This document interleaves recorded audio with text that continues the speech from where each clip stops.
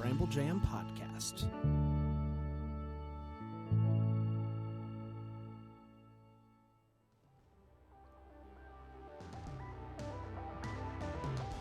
It's Tuesday, October 20th. Boy, feels right, doesn't it? Take that day off. Ooh.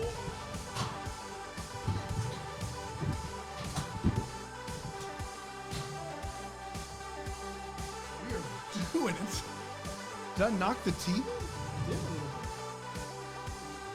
What a disaster. What a disastrous day. I destroyed a pumpkin. You destroyed the TV. No, it's way off. You're way off. But on there it looks... No, you're right. You want to pause it or you want to just... No, it's fine. It's fine. It's fine. Hi, everybody. Welcome to Take the Day Off. Sometimes we try things and it doesn't work. That's exactly right. And 5 a.m.? Not often, though, do both dances go awry. And today... the wind, I was in the midst of... Yeah, I saw it. Yeah. Tornado. That's right. Man, in the eye of a hurricane. I just tried to do this, and it just went flying. You can't spin a ball? I can. It's just it's harder with the small ball. It's harder with the small ball. Let's see what we got. Whoops. Oh, it is harder. You're It's right. harder with the small ball. Man. Hi, everybody.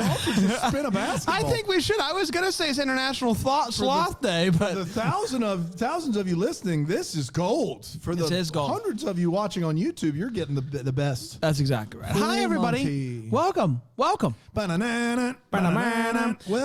Take the Day Off on a Tuesday. Gosh, Tuesdays are a hard day to rationale taking the day off. To rationale Not taking the day off. You took the day off on Monday, though, because you just keep that weekend rolling. That's exactly right. And I have a pretty darn good day for you guys to take off. We're going to get to that in just a little bit. Before we do, I was thinking the other day. What if cartoons got saved? They would start singing praise. In a whole new way. Can I ask you this? There are a couple, Fred and Wilma, whatever, Yeah. I can see it happening. Yeah. But Beavis and that other guy? Nah.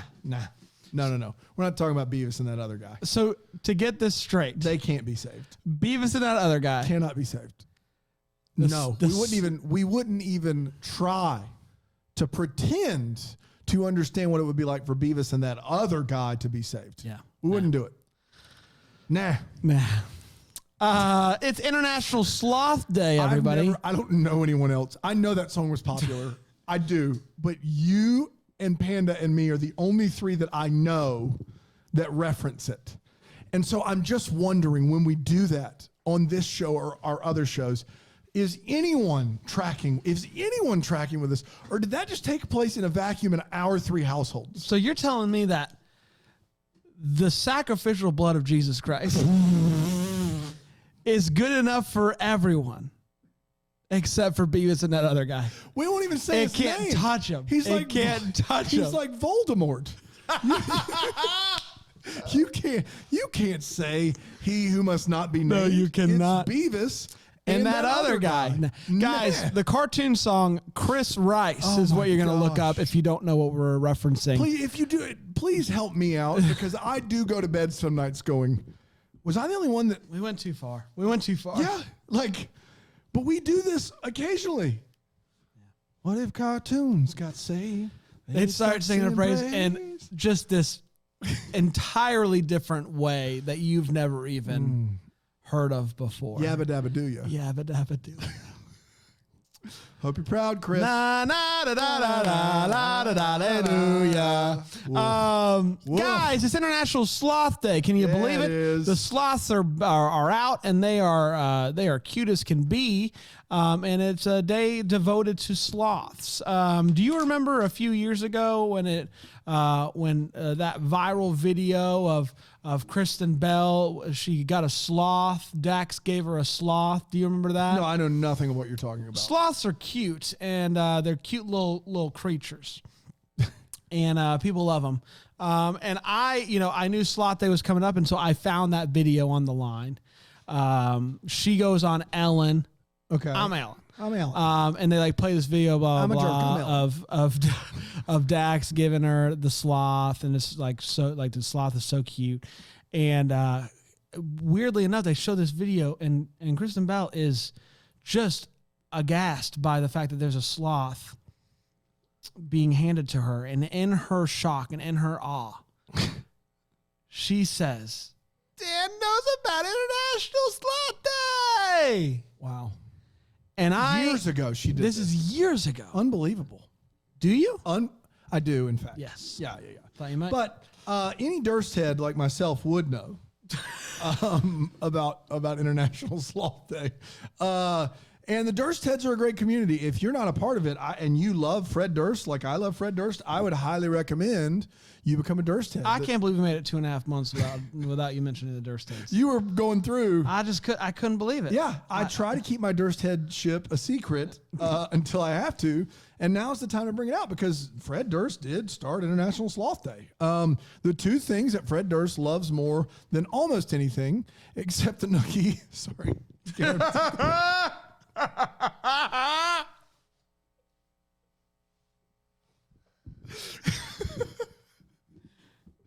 What he What he do? What would he do? He did it all. He did it all. He did it all. That's right. Yeah.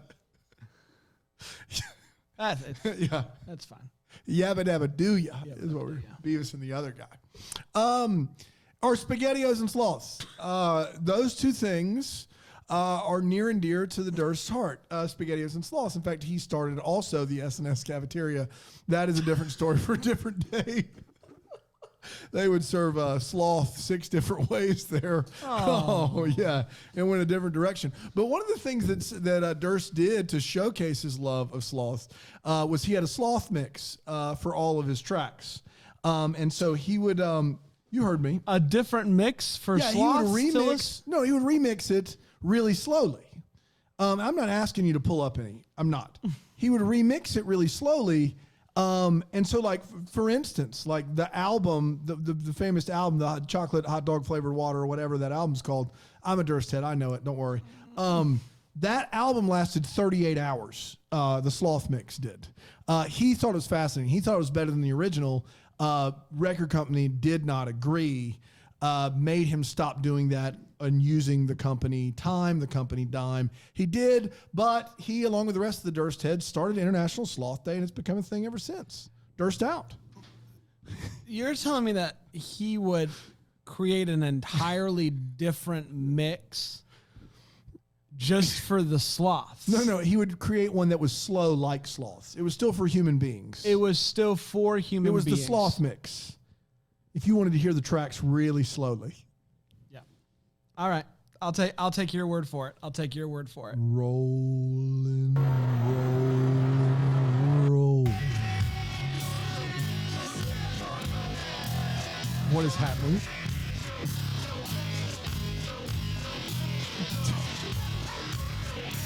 So that's not a sloth mix. That's just a standard Durst. That's Rollin' the Sloth mix. That is Rollin' the Sloth mix. That's Rollin' the Sloth Interesting. mix. That's Rollin' the Sloth Can't mix. believe Of that made the course. cut.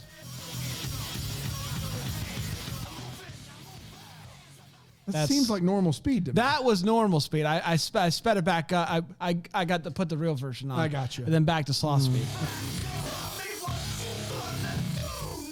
Ah, I see. I hear it now. That's like super sloth speed. Yeah, that's super. That's like somewhere in super sloth. Listen, that's Fred for you though. That's Fred for you. He loved the sloths. You know what to do with the Durst. No, you don't. No, incorrect. The international holiday was first created by a foundation called AIUNAU. AIUNAU? AIUNAU. I don't know. American International University. Never enough animals. Got it. A program dedicated to the conservation and rehabilitation of the wildlife in Colombia. The AIUNAU first started working with sloths in 1996. They worked to promote their cause ever since. They say, quote, there's a lot of sloths. There's a lot that sloths can teach us. Respect, tenderness, and joy. Tender is the best way to eat sloth. Oh my gosh. So the AIUNAU created International Sloth Day to make much of the sloths, to let everybody know that sloths they're having a tough go of it these days. There's different animal traffickers and stuff like that pose a threat to sloths. And so listen, we gotta care about the sloths, Dan. We gotta care about the sloths. We gotta care about the sloths. So that is what this day is all about. We're gonna take a quick break. We're gonna come back. And the question of the day is, what do you consider to be the cutest animal? Because sloths are pretty darn cute. Is there a cuter animal than a sloth? We're going to get to that in just a second. But first, we're going to take a quick break here on Take the Day Off. Take the break off.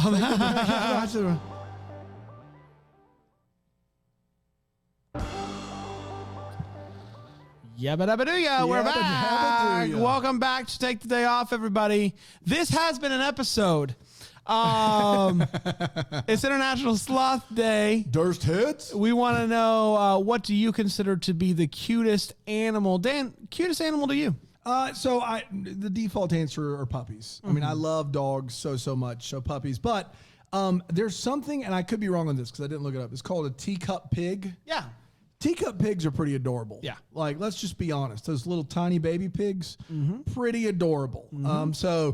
But puppies, the actual answer, but, teacup pigs are up there. I would say puppies and koalas. Now, you said it was going to get hot and heavy today. What point of this is going to be hot? I think it's going to be heated because people love animals. People get really... when you're talking about the cuteness, there's not an argument as much as it is just like, oh, I like that, but this is cute too. Oh, no, you'd be wrong. God, there's a lot of language in here that we're going to have to clean up. Baby pandas, Alonzo says. Baby pandas, 100% Alonzo. Yeah. Baby pandas are where it's at. It's where it's at. I have a panda on my debit card. Wow. Yes, you do. So much I love pandas. Emily says otters, they're small, soft, look like a dog, and can swim with a little smile on their face. They are pretty adorable. Otters are. Otters are very cute. We got giraffes up in here. What do you think about giraffes? I got to feed a giraffe last Friday. I saw that. Yeah, I saw it. One of my kids loved it. The other didn't want any part of it. Big old tongue. Yeah, they just wait. They sniff. They wait till they're close, and they're very, very respectful of your space. So one of my kids pulled the leaf away. The giraffe was mid tongue coming out, and he just backed off immediately. True story. Tiffany says kangaroos. She adds more to this. I agree. Kangaroos are pretty dope. She says God made that one and was impressed. Quote: This one has pockets. Just like a good dress. Thank you, Tiffany. Yeah, you did. A lot of pandas as an answer, and a lot of puppies. Those seem to be the two leaders in the clubhouse. All right. We have gotten into this over on our other podcast, Deck the Hallmark. That one? Well, there's a certain dog. His name's Happy.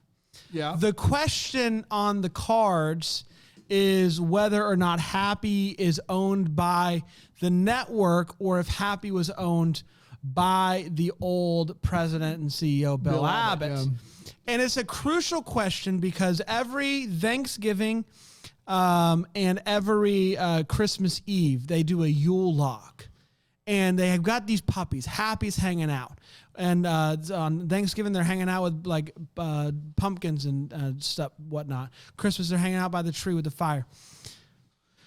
And if they do not, they've brought in baby pigs before and stuff like that. If they do not have that this year, you're going to be upset.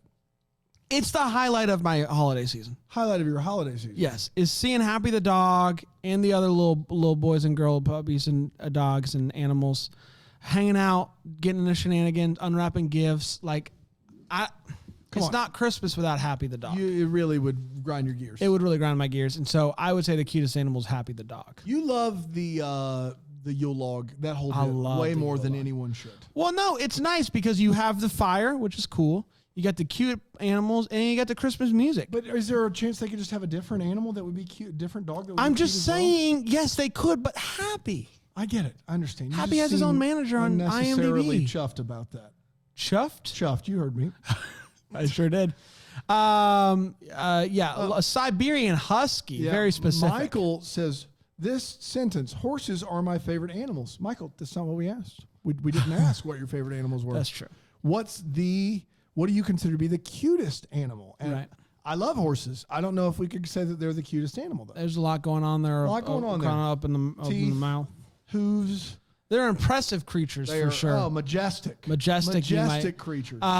Jennifer gets very specific with Fiona the baby hippo. I don't know who Fiona is. I don't either, but baby hippos are pretty cute. Baby hippos are cute. Yeah. But I don't know who Fiona is. I don't know who Fiona I don't know what that is. We did it, Fiona everybody. from Shrek. We did it. We did it. Congratulations. Give us your insight on this, and also whether or not Beavis and that other guy do have a chance. Just tweet us at Take the Day Pod. Just That's all you gotta do. Here's a question for you guys for tomorrow to begin to stew on, to ponder. It's this: what do you like on your nachos? Ooh. What do you like on your nachos? Now this could get hot and heavy. How do you like them? We're gonna get to that tomorrow. But first, we're gonna leave you with the Palahaku of the day. Find us on the social media, Take the Day Pod. Leave the review on the Apple Podcast. Join Bramble Jam Plus, and find our good friend Chris Palaha on social media as well. He'll like that. We'll see you tomorrow. Until then, enjoy this Palahaku. See you then. Hey. A white fluffy tail, scurrying feet in the bush. Nothing like solace. Have a great day, everyone. Hey, that was almost on topic. That was sometimes Palaha knows what we know. Oh, Sometimes he doesn't. Does Palaha know what I know? Palaha know what I know. Are we real?